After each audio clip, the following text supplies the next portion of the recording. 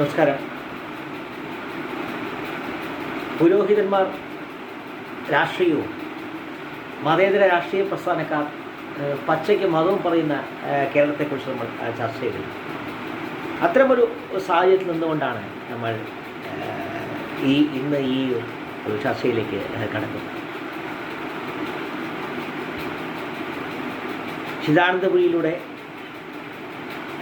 ശ്രീജിത്ത് പണിക്കരിലൂടെ മരണത്തെ പുൽകുന്ന ഹിന്ദു അല്ലെങ്കിൽ ഹിന്ദുയിസം, റാസ്പുട്ടിനിൽ ഇടതുപക്ഷ സഹയാത്രികരെ, മുഹമ്മദ് റിയാസിൽ കുടുങ്ങിപ്പോകുന്ന കേരളം, അതിനെക്കുറിച്ചാണ്, ആ വിഷയത്തിൽ നിന്ന് ഊന്നിയാണ് നമ്മൾ ഈ ചർച്ചയിലേക്ക് കിടക്കുന്നത്. ഇതിന് പല തലങ്ങളുണ്ട്, ഇതിന് പല കാരണങ്ങളുണ്ട്. ഒന്നാമത്തേത് വലതുപക്ഷ രാഷ്ട്രീയം, ലോകത്തെ എല്ലായിടത്തും രൂപപ്പെട്ടുകൊണ്ടിരിക്കുന്ന വലതുപക്ഷ രാഷ്ട്രീയത്തെക്കുറിച്ച്. അതിൻ്റെ ഒരു ഭാഗമാണ് ഇന്ന് ഇന്ത്യയിലുള്ള ഹിന്ദുത്വ രാഷ്ട്രീയം. അവിടെ നിന്നാണ് നമ്മൾ ഈ വിഷയം സംസാരിക്കുന്നത്. ആദ്യം നമ്മൾ തുടങ്ങുന്നത് യൂറോപ്പ് തന്നെ. ശാസ്ത്രീയമായ മനസ്സും പുരോഗമനമായ മനസ്സുമുള്ള പാശ്ചാത്യ ലോകം നിർമ്മിക്കപ്പെട്ടത് നവോത്ഥാനത്തിലൂടെയാണ്. ആ നവോത്ഥാനം പൗരോഹിത്യത്തിലുള്ള പോരാട്ടമാണ് എന്ന് നമ്മൾ മുമ്പ് ചർച്ച ചെയ്തു. വർണ്ണവെറിയടക്കമുള്ളവ നിലനിൽക്കുമ്പോൾ, അല്ലെങ്കിൽ വെളുത്തവൻ ഉന്നതനും കറുത്തവൻ അടിച്ചമർത്തപ്പെട്ടവനുമായി അല്ലെങ്കിൽ അപരിഷ്കൃതമായി നിലനിൽക്കുന്ന ഒരു സമൂഹമാകുമ്പോൾ, വാതിലുകളൊക്കെ മലയ്ക്ക് തുറന്നിടുന്ന ഒരു സമൂഹമായി അമേരിക്കയ്ക്കും യൂറോപ്പിനും കഴിയുന്നത് അവിടെ പ്രതിപക്ഷമുള്ളതുകൊണ്ടാണ്. അത് നമ്മൾ പറഞ്ഞു. പൗരോഹിത്യം എന്നത് പ്രതിപക്ഷമില്ലാത്ത അവസ്ഥയാണ്. വിശാലമായ ആശയങ്ങളെ, സിദ്ധാന്തങ്ങളെ, അവയിലെ വൈരുദ്ധ്യങ്ങളെ നിർവചിക്കാൻ വളരെ കുറച്ച് പേർക്ക് മാത്രം കഴിയുന്ന ഒരു സാഹചര്യം. താലിബാനും ഇറാനും തുടങ്ങി ഇന്നത് യേശുവിന് പൂർണ്ണമായി സമർപ്പിക്കപ്പെട്ട ശ്രീനിവാസൻ്റെ ആ പഴയ പോളണ്ടിലെത്തിയിരിക്കും. ശ്രീനിവാസൻ പറഞ്ഞാലും നമുക്ക് പോളണ്ടിനെക്കുറിച്ച് പറയാതിരിക്കാൻ കഴിയില്ല. ശ്രീനിവാസൻ വിലക്കിയാലും നമുക്ക് പോളണ്ടിനെ വിമർശിക്കാതിരിക്കാൻ കഴിയും. കാരണം യേശുവിന് മതത്തിനെതിരെയുള്ള, പൗരോഹിത്യത്തിനെതിരെയുള്ള പോരാട്ടത്തിലൂടെ ശാസ്ത്ര സാംസ്കാരിക വിപ്ലവത്തെ തിരികൊളുത്തിയ യൂറോപ്പിൻ്റെ ഭാഗമാണ് പോളണ്ട്. ആ പോളണ്ടാണ് ഇന്ന് ഒരു പ്രത്യേക മതത്തിൻ്റെ അവരുടെ നാഥന് രാജ്യത്തെ സമർപ്പിച്ചിരിക്കുന്നത്. ഇതിന് വിവിധ തലങ്ങളുണ്ട്. ഇതിൽ ആദ്യത്തെ തലം കമ്മ്യൂണിസം. ആ കമ്മ്യൂണിസത്തിൽ നിന്ന് നമുക്ക് ആരംഭിക്കാം. ആദ്യത്തെ വലതുപക്ഷം എന്ന് പറയുന്നത് കമ്മ്യൂണിസം. വലതുപക്ഷം എന്താണെന്ന് നമ്മൾ മറ്റൊരു വീഡിയോയിൽ നമ്മൾ ചർച്ച ചെയ്തു.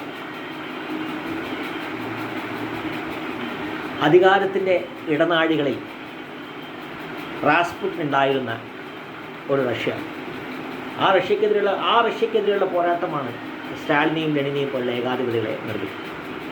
ആ അധികാരത്തിന് ഇടനാഴികൾ നിൽക്കുന്ന ആ റാസ്പുട്ടിന്മാരുടെ ഒരു പ്രതീകമാണ് ഇന്നത്തെ ഇടതുപക്ഷ എഴുത്തുകാർ. മുമ്പ് പറഞ്ഞിരുന്ന പോലെ അതിൽ ശാരദക്കുട്ടിയുണ്ട്, കമലുണ്ട്, സക്കറിയുണ്ട്, വൈശാഖനുണ്ട്, സച്ചിദാനന്ദനുണ്ട്, ബെന്യാമിനുണ്ട്, സുഭാഷ് ചന്ദ്രനുണ്ട്, ബാലേന്ദ്ര ചുള്ളിക്കാടുണ്ട്, സുനിൽ പി ഇളയിടമുണ്ട്. അതിന്ന് മുഹമ്മദ് റിയാസിലേക്ക് എത്തി നിൽക്കുന്നു. ആ ഒരു ഇടതുപക്ഷം എന്ന് പറയുന്നത് അധികാരത്തിൻ്റെ ഇടനാഴിയോട് ചേർന്ന് നിൽക്കുന്ന റാസ്പുട്ടിനും ഒരർത്ഥത്തിൽ അല്ലെങ്കിൽ മറ്റൊരർത്ഥത്തിൽ താൻ സന്യാസിയാണെന്നും വിശുദ്ധനാണെന്നൊക്കെ വിശ്വസിക്കാൻ കഴിയുന്ന ആ റാസ്പുട്ടിനും ഈ പറയുന്ന കമ്മ്യൂണിസത്തിൻ്റെ ഭാഗമായി നമുക്ക് എഴുതുന്നുണ്ട്. തന്നിലേക്കും തനിക്ക് വേണ്ടപ്പെട്ടവരിലേക്കും തന്നെ വിമർശിക്കുന്നവർ ഇല്ലാതാക്കാൻ തയ്യാറാവുന്നവരിലേക്കും ചുരുങ്ങുന്ന ഒരു ലോകമാണ് വലതുപക്ഷം.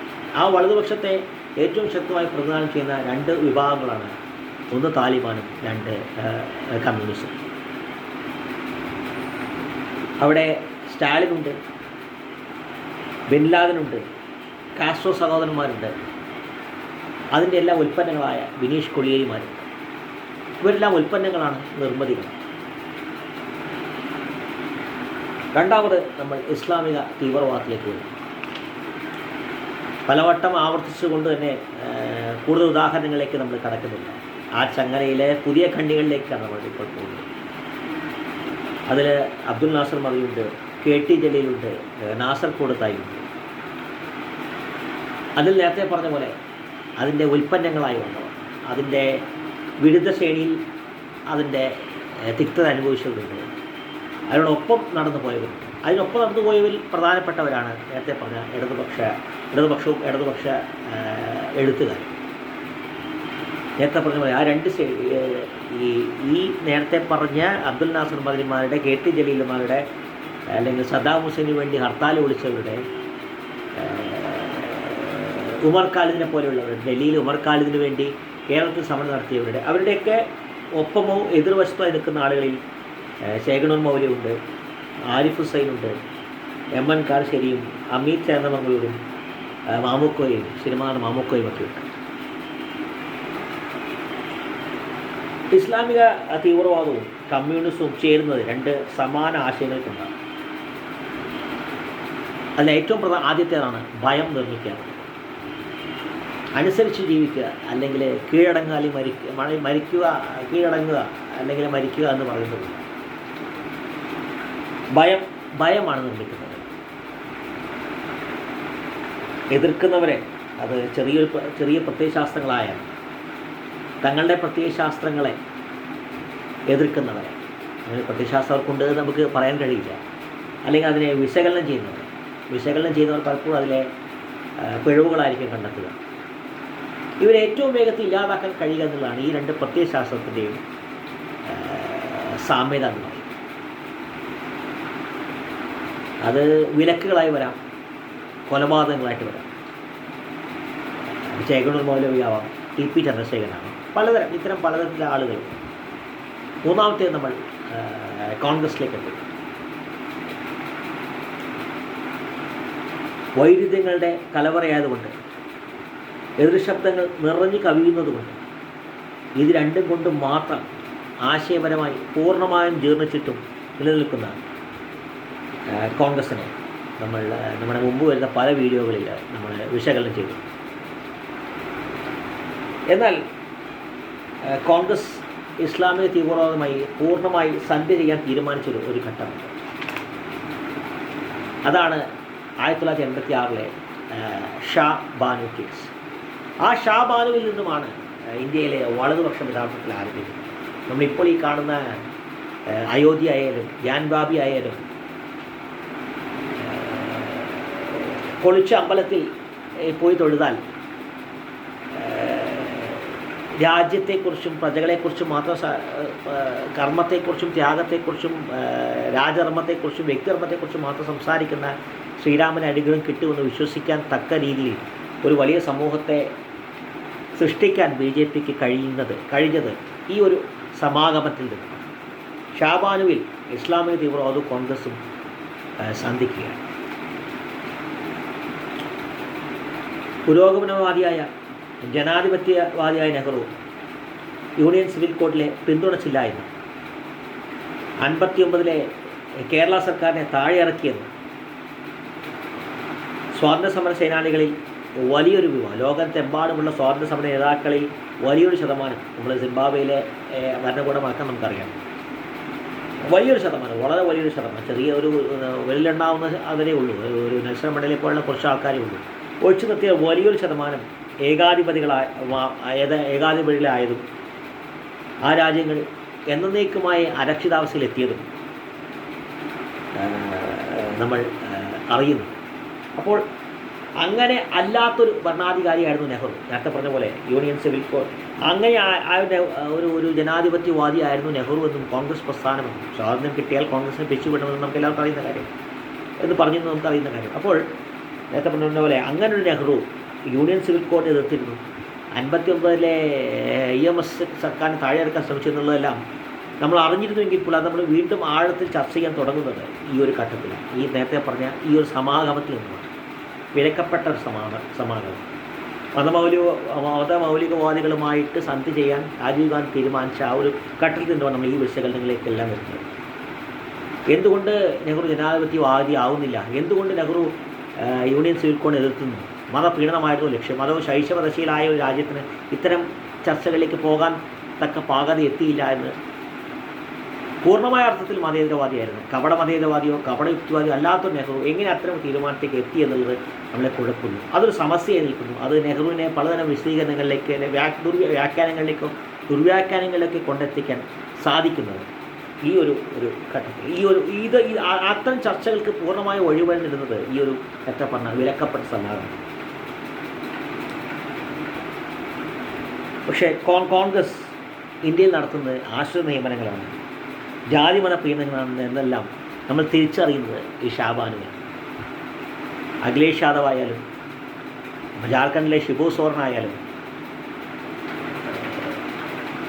ആന്ധ്രയിലെ വീരാരാധനയുടെ ഭാഗമായി ഉണ്ടാകുന്ന നേതാക്കളായി ഇതെല്ലാം 5 or 6 പതിറ്റാണ്ട് ഭരണം ലഭിച്ചിട്ടും ജാതിമത സംഘടനകളെ പ്രീണിപ്പിച്ചുകൊണ്ട് മാത്രം ഭരിച്ച, തങ്ങളുടെ ബിനാമികൾ നിർമ്മിച്ചുകൊണ്ട് മാത്രം ഭരിച്ച ഒരു കോൺഗ്രസ് പ്രസ്ഥാനത്തിൻ്റെ സൃഷ്ടികളാണ് എന്നുള്ള വിലയിരുത്തലിലേക്ക്, എന്നൊരു സത്യത്തിലേക്ക്, എന്നൊരു യാഥാർത്ഥ്യത്തിൽ നമ്മളെത്തുന്നത് അങ്ങനെ. ഈ ഷാബാനു കേസ് പലതിൻ്റെയും ഒരു തുടക്കമാണ്, പലതിൻ്റെയും ഒരു വലിയൊരു വഴിത്തിരിവാണ്. അവിടെ പുതിയൊരു ഹിന്ദു ജനിക്കുകയാണ്. ആ ഹിന്ദു ഗോൾവാൾക്കറിൻ്റെ ഹിന്ദുവാണ്. അവിടെ രാമക്ഷേത്രം ഉയരുകയാണ്, ജാതീയത ഉണരുകയാണ്, മതവും പൈതൃകവും ദേശീയതയും ഒന്നാണെന്ന് വിശ്വസിക്കുന്ന ഒരു പുതിയ ഇന്ത്യ നിർമ്മിക്കപ്പെടും. ഇതൊന്നും രാഷ്ട്രീയവും മതവും തിരിച്ചറിയാൻ പറ്റാത്ത വിധമാണ് കേരളത്തിലെ രാഷ്ട്രീയം, അല്ലെങ്കിൽ മറ്റ് പല രാഷ്ട്രീയം എന്ന് പറയുന്ന പോലെ തന്നെ ദേശീയത, മതം, പൈതൃകം ഇതിലൊന്നും വ്യത്യാസങ്ങൾ, ഇതെല്ലാം ഒന്നാണ്, ഒരു ഏകശിലാധാരയാണ് എന്ന രീതിയിലേക്ക് ഹിന്ദു ചിന്തിക്കാൻ തുടങ്ങുന്നത് ഈ ഒരു ഘട്ടത്തിലാണ്. ആരൊക്കെ ഹിന്ദു നിർവചിക്കാൻ കഴിയുന്ന ഒരു സാഹചര്യം, അല്ലെങ്കിൽ ഹിന്ദു മത നേതാക്കൾക്ക് നിർവഹിക്കാൻ കഴിയുന്ന സാഹചര്യത്തിലേക്ക് ഹിന്ദു എത്തുന്നത് ഈ ഒരു ഘട്ടത്തിൽ. അത്തരമൊരു ഹിന്ദു നിർമ്മിക്കപ്പെടുന്ന ഈ ഒരു ഘട്ടത്തിൽ, അത്തരമൊരു ഹിന്ദുവിൻ്റെ ഒപ്പം നിർമ്മിക്കപ്പെടുന്നതാണ് രാമക്ഷേത്രം. ആശയപരമായ ഘടനാപരമായ ലാളിത്യമാണ് ഹിന്ദു മതത്തിലേക്ക് ഇന്ത്യ ബ്രിട്ടീഷ് കോളനിയായി നിന്നിരുന്ന കാലത്ത് പോലും അഭ്യസ്തവിദ്യരായ പാശ്ചാത്യരെ ആകർഷിച്ചത്. അന്ന് ഇന്ത്യയിൽ ജാതി വ്യവസ്ഥ ഉണ്ടായിരുന്നു, ഒരു അടിമ കോളനിയായിരുന്നു. 20% താഴെ ആളുകൾക്ക് മാത്രമാണ് വിദ്യാഭ്യാസം ഉണ്ടായിരുന്നത്. സ്ത്രീകളുടെ സ്ഥിതി, ദളിതൻ്റെ സ്ഥിതി പരമദയനീയമായിരുന്നു. അത്തരമൊരു സമൂഹത്തിലേക്ക്, അത്തരമൊരു രാജ്യത്തിൽ നിന്ന് പിറവി കൊണ്ടതോ അല്ലെങ്കിൽ ആ രാജ്യത്തിൻ്റെ ഭാഗമാണെന്ന് കരുതുന്നതായിട്ടുള്ള വിശ്വാസത്തിലേക്ക് അഭ്യസ്തവിദ്യരായ പാശ്ചാത്യർ ആകർഷിക്കപ്പെടുന്നത് എന്തുകൊണ്ടായിരിക്കാം നമ്മൾ ചിന്തിക്കേണ്ടിട്ടുണ്ട്. മറ്റു മതങ്ങൾക്ക് ഇല്ലാത്ത എന്തെങ്കിലും സവിശേഷത ഉണ്ടായതുകൊണ്ടാണോ? തീർച്ചയായും നമുക്ക് അല്ല എന്ന് പറയുന്നത്. അവിടെയാണ് നമ്മൾ നേരത്തെ പറഞ്ഞ ആശയപരവും ഘടനാപരമായ ലാളിത്യം.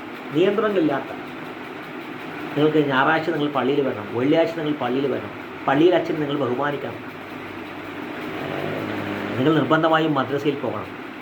മദ്രസയിൽ പോകുമ്പോൾ സംഭവിക്കുന്നത് നിരീശ്വരവാദിയാകാനുള്ള ഇതര മതത്തെ മനസ്സിലാക്കാനുള്ള അവസരം നിഷേധിക്കപ്പെടുക.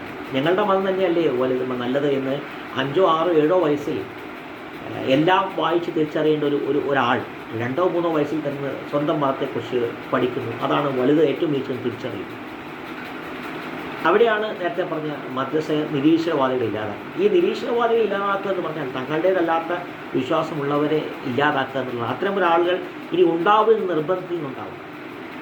അതും ഒരു വലതുപക്ഷമാണ്. ആ വലതുപക്ഷത്തിൽ നിന്നുമാണ് ഇവിടെ നേരത്തെ പറഞ്ഞ അത്തരമൊരു നിർബന്ധമില്ലായിരുന്നു എന്നുള്ളത് കൊണ്ട് തന്നെയാണ് ജാതി വ്യവസ്ഥ എന്ന് പറയുന്ന ഏറ്റവും വലിയ അനീതി നിലനിൽക്കുമ്പോൾ ഹിന്ദുമതത്തേക്ക് ആളുകളെ ആകർഷിച്ചിരുന്നത്, അല്ലെങ്കിൽ ഹിന്ദുമത വിശ്വാസം എന്ന് പറയുന്ന ഒരു സംഹിതയിലേക്ക് ആളുകൾ ആകർഷിച്ചത്. അയഞ്ഞ സുതാര്യമായ നിർമ്മിതി, പുരോഹിതനോ പൂജാരിക്കോ നിയന്ത്രണമില്ലാത്തൊരു സംവിധാനം.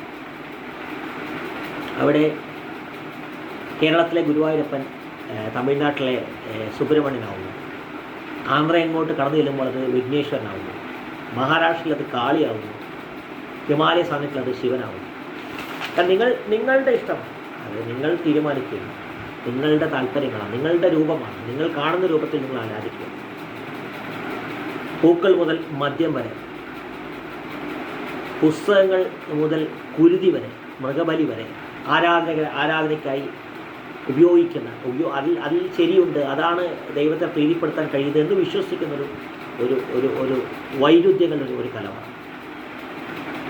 ഇത് ഹിന്ദു സമുദായത്തിൻ്റെ മേന്മയെക്കുറിച്ച് സംസാരിക്കാനുള്ള ഒരു വേദിയല്ല, അത്തരമൊരു ഉദ്ദേശമേ അല്ല. ഇവിടെ പറയുന്നത് എങ്ങനെ വൈരുദ്ധ്യങ്ങളെ ഏകതയിലേക്ക് കൊണ്ടുവരുന്നു, ഐക്യമല്ല, ഒന്നിപ്പിക്കലല്ല, ഭിന്നതകളെ വൈവിധ്യങ്ങൾ ഇല്ലാതാക്കലാണ് ഇവിടെ സംഭവിക്കുന്നതെന്ന് അറിയിക്കാൻ വേണ്ടിയിട്ടുള്ളൊരു ഒരു അതുമാത്രമാണ് ഇവിടുത്തെ ഈ ചർച്ചയോടെ നമ്മൾ ഉദ്ദേശിക്കുന്നത്.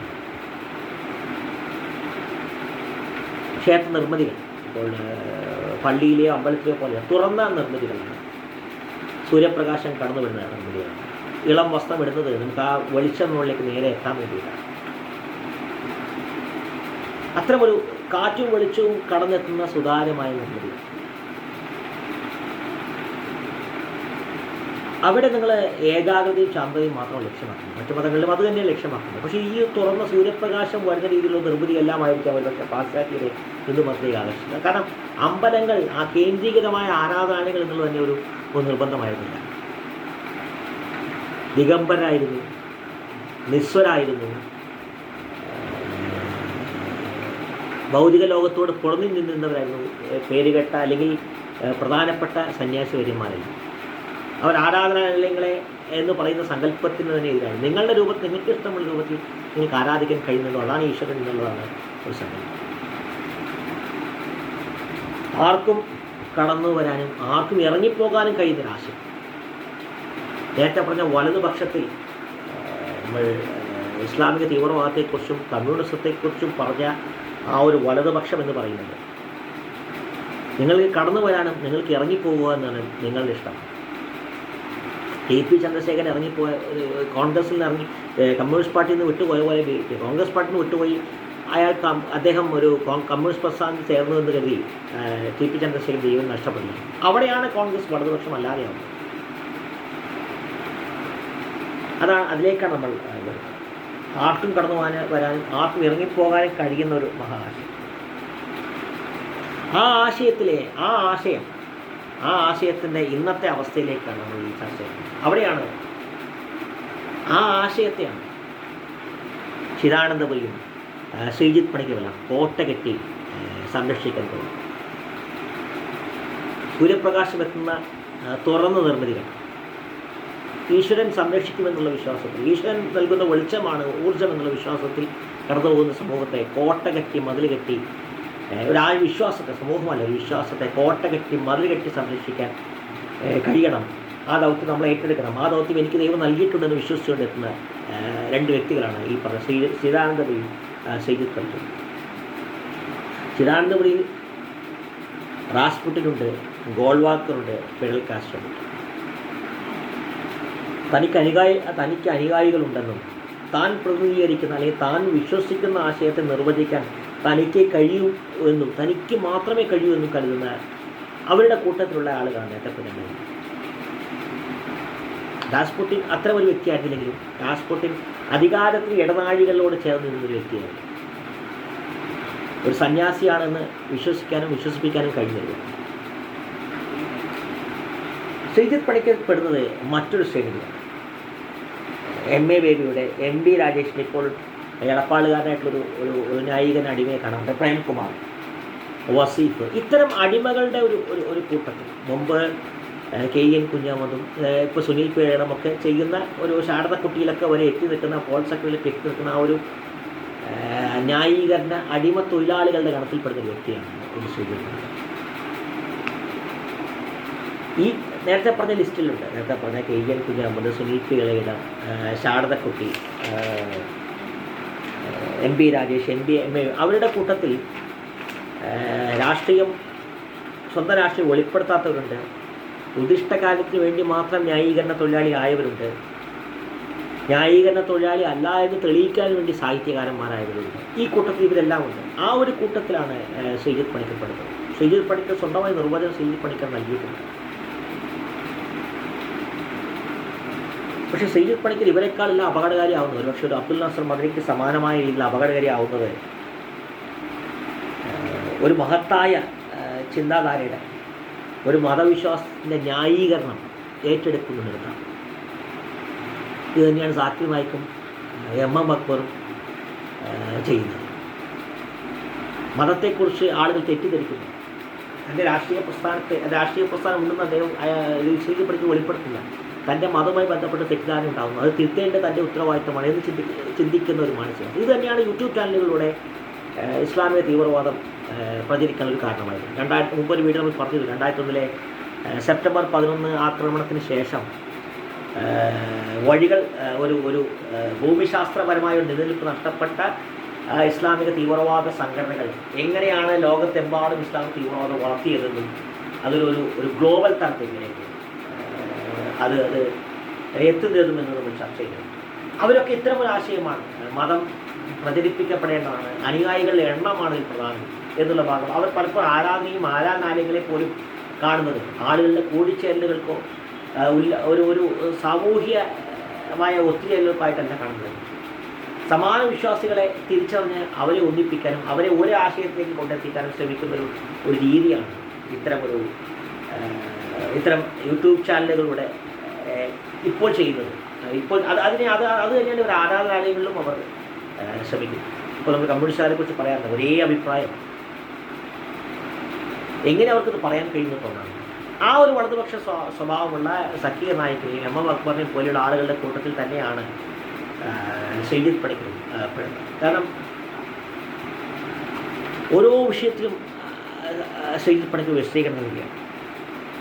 തൻ്റെ മതത്തെക്കുറിച്ച് മറ്റുള്ളവർക്കുണ്ടായിട്ട് തെറ്റാണ് തിരുത്താൻ എപ്പോഴും എത്തുക. എന്ത് ചെറിയ സംഭവം ഉണ്ടായാലും അത് മതവുമായി ബന്ധപ്പെട്ടതല്ല, അല്ലെങ്കിൽ തൻ്റെ രാഷ്ട്രീയ നേതാവുമായി ബന്ധപ്പെട്ടതല്ല എന്നുള്ള രീതിയിലേക്ക് കിടക്കും. എന്നാൽ അതിനേക്കാൾ അപകടകാരം നമ്മൾ ബാലകൃഷ്ണയുടെ സിനിമയെക്കുറിച്ച് പറയുന്ന പോലെ, ബാലകൃഷ്ണയുടെ സിനിമ കാണുമ്പോൾ ബാലകൃഷ്ണയോടല്ല സഹതാപം തോന്നുന്നത്, ബാലകൃഷ്ണയ്ക്ക് ആരാധകരുണ്ടെന്ന് അറിയുമ്പോൾ ആ ആരാധകരോടാണ് നമുക്ക് സഹതാപം തോന്നുന്നത് പറയാം. അതേ രീതിയിൽ തന്നെയാണ് സയ്യിദ് പണിക്കരേക്കാൾ കൂടുതൽ സയ്യിദ് പണിക്കർ ദാർശനികനാണ്, ഈ രാജാറാം മോഹൻ നായിഡുക്കെ തലത്തിൽ സാമൂഹിക പരിഷ്കർത്താവാണ് എന്ന് ചിന്തിക്കുന്ന ആളുകൾ, അഭ്യസ്തവിദ്യരായ ആളുകൾ ഹിന്ദു സമൂഹത്തിലുണ്ട് എന്നിടത്താണ് ഒരു താലിബാൻ, ഒരു വലിയ വലതുപക്ഷം നിർമ്മിക്കപ്പെട്ടു എന്നുള്ള ഞാനിരിക്കുന്നത്. ഒരുപക്ഷെ NP മുഹമ്മദ് മുതൽ മാമുക്കോയ വരെയുള്ള ആളുകൾക്ക്, നടൻ സിദ്ദിഖ് വരെയുള്ള ആളുകൾക്ക് ഇടതുപക്ഷ പ്രസ്ഥാനങ്ങളുമായി യോജിച്ചു പോകാൻ കഴിയാത്തത് ഇസ്ലാമിക തീവ്രവാദത്തെ എതിർക്കാനുള്ള മനസ്സവർക്കുണ്ട് എന്നുള്ളത്. അതുകൊണ്ട് തന്നെ മുഖ്യധാര രാഷ്ട്രീയ പ്രസ്ഥാനങ്ങൾക്ക് അവർ സ്ഥാനം നൽകുക. അവർക്ക് അത്ര രാഷ്ട്രീയ പ്രസ്ഥാനം അവർക്ക് സ്ഥാനമില്ല. ഇപ്പോൾ സിദ്ദിഖിന്റെ കോൺഗ്രസ് സ്ഥാനം നൽകുന്നത് കേൾക്കുന്നുണ്ട് ശ്രീ സിദ്ദിഖ്. അപ്പോൾ ഇത്തരം ഒരു മാനസികാവസ്ഥ, അത്തരം ആളുകൾക്ക് കേൾവിക്കാരും കാഴ്ചക്കാരും കുറയുമ്പോൾ ഇത്തരം ആളുകൾക്ക് രാഷ്ട്രീയമായ ഇടം ലഭിക്കുന്നു, അവർക്ക് അവരുടെ യൂട്യൂബ് ചാനലിന് കാഴ്ചക്കാർ ലഭിക്കുന്നു, അവർക്ക് കേൾവിക്കാർ ലഭിക്കുന്നു. അതിനോടൊപ്പം അവർ ദാർശനിക തലത്തിലേക്ക് ഉയർത്തപ്പെടുകയാണ്. മതപ്രഭാഷണവും മതപ്രചാരണമാണ് നടത്തുന്നതെന്ന് അറിയാഞ്ഞിട്ട് വ്യക്തമായിട്ട് മനസ്സിലാക്കാൻ കഴിയാത്ത വിധം ഒരു വലിയ സംസ്കൃതിയുടെ കാവൽക്കാരനായി ഇത്തരം വ്യക്തികൾ ഉയരുകയാണ്. അവിടെയാണ് നേരത്തെ പറഞ്ഞ വലതുപക്ഷം, നാലാമത്തെ വലതുപക്ഷം, കമ്മ്യൂണിസം, ഇസ്ലാമിക തീവ്രവാദം, കോൺഗ്രസ്, ഈ പറഞ്ഞ ഹിന്ദുത്വം, ഇപ്പോൾ നിർമ്മിക്കപ്പെട്ടിരുന്ന ഹിന്ദുത്വം. തൊഴുത്തും കൃഷിയുമൊക്കെ ഉണ്ടായിരുന്ന ഒരു കാലത്തിൻ്റെ പ്രതീകമാണ് പശു. അന്ന് മുമ്പ് വീട് നമ്മൾ പറഞ്ഞിരുന്നു, എല്ലാ വീട്ടിലും പശു ഉണ്ടായിരുന്നു. പോത്തും കാളയുമൊക്കെ കൃഷിയുമായി ബന്ധപ്പെട്ടതായിരുന്നു. അപ്പോൾ അവരുടെ ജീവനെടുക്കുന്നതിൽ കാണിച്ച ഒരു അത് വേണ്ട, അത് ശരിയല്ല എന്ന് തോന്നുന്നതിൽ മതം ഒരു ഘടകമേ ആയിരുന്നു. മുമ്പ് നമ്മൾ മുട്ടയൊക്കെ അന്ന് ഹിന്ദുക്കൾ അധികം കഴിച്ചിരുന്നില്ല. മുട്ട കഴിച്ചിരുന്നെങ്കിൽ ഈ കോഴീനെ അന്ന് കൊല്ലില്ലായിരുന്നു. അപ്പോൾ അന്ന് അതുമായി ബന്ധപ്പെട്ട് മാത്രമുള്ള ഒരു വിശ്വാസത്തെ അല്ലെങ്കിൽ ഒരു പ്രവൃത്തിയെ ഒരു മതവുമായി ബന്ധിപ്പിക്കുക, അത് ശ്രീകൃഷ്ണവുമായി ബന്ധിപ്പിക്കുന്നു. ഇന്ത്യയിലെ വിവിധങ്ങളായ ദേശീയ പ്രസ്ഥാനങ്ങളുടെ ഭാഗം അല്ലെങ്കിൽ സ്വാതന്ത്ര്യ സമരം നയിച്ചിരുന്ന രാജാക്കന്മാർ ഒരാൾ മാത്രമായിരുന്ന ഛത്രപതി ശിവജി മുസ്ലിം ഭരണാധികാരികൾക്കെതിരെ പോരാടിയതുകൊണ്ട് മാത്രം ഹിന്ദുത്വത്തിന് പ്രതീകമാകുന്നു. അതേ രീതിയിൽ തന്നെയാണ് പശുവിനെയും നിർമ്മിച്ചിരിക്കുന്നത്. ഇത്തരം നിർമ്മിതികളെ വലിയ രീതിയിലാണ് സയ്യിദ് പണിക്കർ അടക്കമുള്ളവർ, ചിദാനന്ദപുരി അടക്കമുള്ളവർ പ്രോത്സാഹിപ്പിക്കുന്നത്. കാർഷിക സ്വയം പര്യാപ്തതയുടെ, ഭക്ഷ്യ സുരക്ഷയുടെ ഭാഗമായി കാണേണ്ടതാണ് പശുവും പാലും കൃഷിയുമല്ല. പക്ഷേ അത് ഇവിടെ സംഭവിക്കുന്നില്ല എന്നുള്ളതാണ് പ്രധാനപ്പെട്ടത്. കാർഷിക സമൂഹത്തിൻ്റെ കൂടെയില്ലാത്ത പശുവും പശുവിൻ്റെ പാലും എവിടെയോ കിടന്ന് മേയുകയാണ്. ആരോ അതിനെ കെട്ടിയിട്ടിരിക്കുന്നു, ആരൊക്കെയോ കറക്കുന്നു. ആ കെട്ടിയിട്ടവരെ കൂട്ടത്തിൽ പെടുന്നതാണ് നേരത്തെ പറഞ്ഞ വലതുപക്ഷം. അവിടെയാണ് നമ്മൾ നേരത്തെ പറഞ്ഞ കോൺഗ്രസിലേക്ക് നമ്മൾ എത്തുന്നത്. ന്യായീകരണ തൊഴിലാളി ഇല്ലാത്തൊരു കോൺഗ്രസിലേക്ക് നമ്മൾ എത്തുന്നത്, അല്ലെങ്കിൽ ന്യായീകരണ തൊഴിലാളി ഇല്ലാത്തൊരു രാഹുൽ ഗാന്ധിയിലേക്ക് എത്തുന്നത്. തന്നിലേക്ക് അധികാരം ചുരുക്കാൻ ശ്രമിക്കുന്ന സോണിയാഗാന്ധിയെ എതിർക്കാൻ കഴിഞ്ഞാൽ, സുനിൽ കനുകൂലു ഇല്ലാതെ തന്നെ ജനങ്ങളിലേക്ക് എത്താൻ കഴിയുമെന്ന് സ്വയം വിശ്വസിക്കാൻ കഴിയും. ഇസ്ലാമിക തീവ്രവാദത്തെ തള്ളിക്കളയാനുള്ള തൻ്റെ ഇടം കാണിച്ച രാഹുൽ ഗാന്ധി മാത്രമല്ല ജനിക്കുന്നത്, പ്രതിപക്ഷമുള്ളൊരു ഇന്ത്യ ജനിക്കുകയാണ്. പ്രതിപക്ഷം, എതിർ ശബ്ദം, അതാണ് ജനാധിപത്യത്തിൻ്റെ ശക്തി, ഇന്ത്യയുടെ ബഹുസ്വരതയുടെ ശക്തി. വിമർശകരും നിരീശ്വരവാദികളും എല്ലാം ഉള്ളൊരു ഇന്ത്യ ജനിക്കുകയാണ്. അത്തരമൊരു ഇന്ത്യ, സനാതന ഭാരതം, അത്തരമൊരു സനാതന ഭാരതത്തിൻ്റെ ജനനത്തിനാണ് നമ്മൾ കാത്തിരിക്കുന്നത്. അവിടെ നേരത്തെ പറഞ്ഞ പോലെ ചാനലുകളിൽ ന്യായീകരണ തൊഴിലാളികളില്ലാത്ത, കോൺഗ്രസ് ന്യായീകരണ തൊഴിലാളികളൊക്കെ ഉണ്ട്, ന്യായീകരിക്കാൻ വരുന്നവരുണ്ട്. എന്നാൽ ഇതുപോലെ ഒരുപക്ഷെ കമ്മ്യൂണിസ്റ്റ് പ്രസ്ഥാനത്തിനെയും ഇന്നിപ്പോൾ സയ്യിദ് പണിക്കരെയൊക്കെ പോലെ അറപ്പുളവാക്കുന്ന രീതിയിൽ, ചിദാനന്ദപുരിയെ പോലെ അറപ്പുളവാക്കുന്ന രീതിയിൽ മറ്റോ രാഷ്ട്രീയ പ്രസ്ഥാനത്തെ, രാഷ്ട്രീയ നേതാക്കളെയോ ന്യായീകരിക്കാൻ എന്നൊരു കൂട്ടം ആളുകൾ ഒരു പരിധിവരെയും രാഹുൽ ഗാന്ധി. അത്തരമൊരു ജനാധിപത്യ ബോധത്തിലേക്ക് രാഹുൽ ഗാന്ധിക്ക് എത്താൻ കഴിഞ്ഞാൽ പ്രതിപക്ഷമില്ലാത്തൊരു ഇന്ത്യ ഇവിടെ ജനിക്കും, പ്രതിപക്ഷമുള്ളൊരു ഇന്ത്യ ജനിക്കും. ആ ഇന്ത്യയിലാണ് നമ്മൾ ജീവിക്കുന്നത്. ആ ഇന്ത്യക്ക് മാത്രമാണ് നിലനിൽക്കുന്നത്. അതാണ് സനാതനം, എല്ലാവരെയും എല്ലാറ്റിയും ഉൾക്കൊള്ളുന്ന സനാതനം.